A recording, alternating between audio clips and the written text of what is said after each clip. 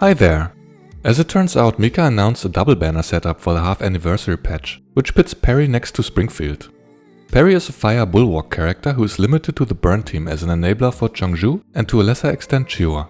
However, she is outdone by Shakri's expansion key, putting her in a precarious position meta-wise. Mika is clearly aware of this, and rather than giving their players some breathing room, they decided to essentially skip a patch by giving Peri the Ulrid treatment. So this video is for collectors or those still undecided. Finding gameplay of Peri was not easy, but luckily Saya uploaded an expansion drill clear using her. That way, we can at least have a brief look at her kit before I'll elaborate on her strengths and weaknesses and give a few pointers on her build. Without further ado, let's get to it. Peri opens her rotation by using her ultimate. It costs 6 confectance points, which means she'll always have to equip her first Vix key Basis of Trade, which grants 3 extra points at the start of battle. Her ultimate grants her 3 buffs, the most important one being Hot Investment. This is the central mechanic of her kit, though not due to the buff's effect. It reduces both the damage and healing Peri receives by 10% and can stack up to 6 times. Before Peri's next turn, the number of stacks is cut in half. All of her skills restore Hot Investment stacks in varying amounts, and the reason for its relevance is that she gets to use her basic attack once for every 3 stacks she holds. We'll see this take effect in just a moment. Then, she gains the buff Capital Protection for 3 rounds, which grants her a shield that absorbs damage equal to 50% of her max HP. It also reduces the stability damage she receives by 2 and taunts enemies in a small 2-tile area around herself after her action. Finally, she gains Bargain for 3 rounds, which grants her 30% damage and 100 crit rate for her basic attacks, to which I will refer to as S0 for easier typesetting. The reason for this buff becomes apparent now as her ultimate is done. After her action, she gains the aforementioned ability to use her basic attack due to her passive.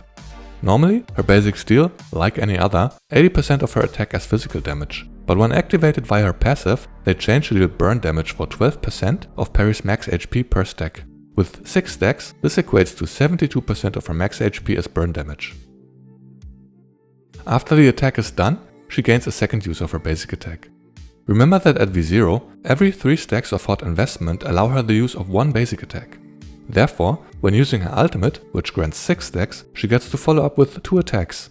Both of these trigger assists from QJ and add on to the burn type attack counter from Chiwa, which increases her damage output. At V1, the passive changes to grant her a basic attack for every 2 stacks of Hot Investment, meaning she gets to attack 3 times when at 6 stacks. Before we proceed, note that Peri restored 1 confectance point during the previous action. This is another very specific effect from a passive. When an ally activates action support which deals burn damage, she gains 1 confectance point, but only once per round. Also note that these extra attacks don't count as actions, which reduce the Hot Investment stacks, so all of her additional basic attacks benefit from the same number of stacks. As Peri concludes her actions, she recharges another confectance point. This point is recharged unconditionally just by ending her turn. With this, you've seen her means of recharging confectance points. It takes her another 2 rounds to fully recharge her confectance index, which is then used to reactivate her ultimate. On the second turn, Peri's Hot Investment stacks have been cut in half. With 3 stacks, she'd get to use her basic attack once after the next skill, but as I've alluded to, her other abilities restore stacks as well. Essentially, the priority of her skills follows the number of stacks they restore. Peri's S2 is her next best source of Hot Investment, granting 3 stacks, for which she sacrifices 40% of her max HP. As you can see from the indicator, the skill is an AoE attack with a 2-tile radius around the selected tile. It deals burn damage for 100% of Peri's attack and applies overburn for 2 turns. Before the damage goes through, Peri's HP is consumed and she's back at 6 stacks of Hot Investment. Keep in mind that Hot Investment lowers Peri's healing received, at max stacks by 60%. Therefore, healers will have a stressful time nursing her back to full health. She also synergizes poorly with Springfield's HP increase, since Peri's consumption is based on her max HP. This is one of the major downsides of her kit, making her somewhat of a squishy tank. Keep in mind that the Hot Investment stacks are reduced at the start of the turn. Here, you see the healing from Centaurisi's S2 lowered by about 30% on the next turn. Since Peri loses half of the Hot Investment stacks before making her move, healing is more effective then. Back to the current turn. As before, Peri gets to use her enhanced basic attacks twice due to having 6 stacks of Hot Investment. Each of them deals burn damage for 72% of her max HP. Having these extra attacks makes draining QJ of her assists easier, though unfortunately neither her ultimate nor her S2 deal single target damage. On turn 3, Peri is stuck with using her S1, since her S2 has 2 turns cooldown and her Confectance Index needs 1 more turn to fully recharge. Her S1 is a single target attack, dealing 120% of her attack as burn damage. Like her S2, it consumes HP for hot investment stacks, in this case 30% of her max HP for 2 stacks. Consequently, it is her least favored ability, since she won't be able to get back to 6 stacks for 2 additional enhanced basic attacks. After the S1 unfolds, note how low her HP is by now. She has lost 70% of her max HP after the use of her 2 skills and has no self-healing mechanics. The HP consumption cannot decrease her health below 10% of her max HP, but that's only a small consolation, considering that she is essentially a tank that you'll have to keep out of harm's way. Now at 5 stacks of hot investment, she gets to use 1 additional enhanced basic attack before ending her turn. On the next turn, you can see the benefits of having a strong AoE healer like Centaurasi by Peri's side. Depending on the amount of HP you've built on her, this may not be enough to get her fully back to health, but Centaurasi will make regular use of her ultimate once her expansion key releases, making her a great partner to run on the team. As previously mentioned, make sure the healing is done before Peri acts, since then she will have fewer stacks of hot investment.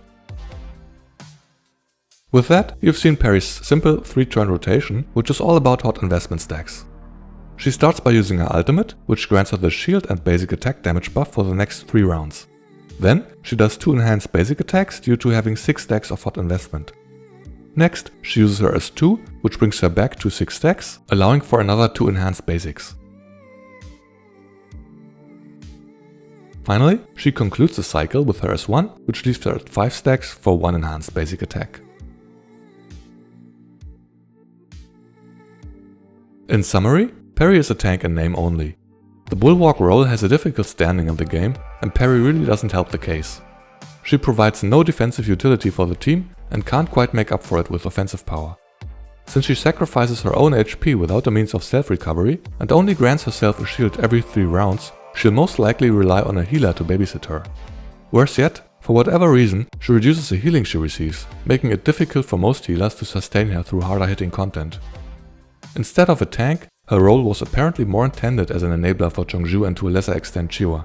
However, at V0 she provides only 1 additional trigger for QJ's single target support actions each round, making it difficult to justify her place on the team.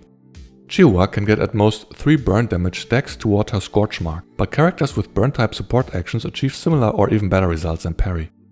At V1, each of these numbers is increased by 1. Given that this is the extent of Peri's contribution to the team, I don't understand why this functionality was spread across her base kit and first upgrade. This design choice essentially crippled Peri, since the effect isn't too impressive to begin with. Surprisingly, she's also the first character on the burn team without support actions.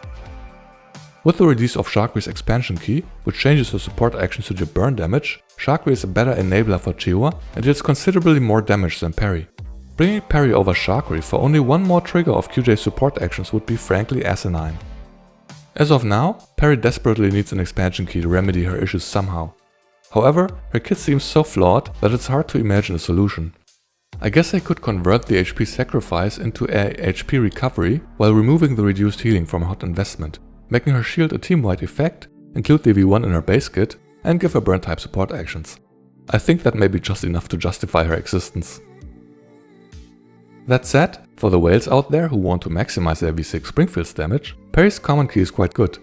Its effect grants 10% face damage when hitting the same target multiple times, while providing 5% HP as its main stat. Moving on, as promised, here are a few pointers on Peri's build. You'll always want her first key Basis of Trade for the extra Confectance points at the start of battle. Otherwise, you can't access her ultimate before turn 3. Then, her second key, Cool and Reliable, is a reasonable choice. It increases Peri's defense by 5% for each stack of hot investment she has.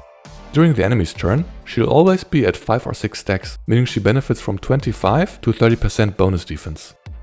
Finally, her sixth key, Social Engineering, grants a 10% damage bonus against targets with burn debuffs.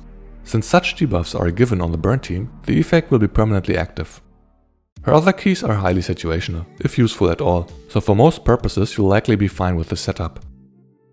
As for her equipment, get Phase Strike for efficiency, and prioritize HP percent, flat HP, and attack percentage on her 3 gear pieces. Get crit damage on the muzzle.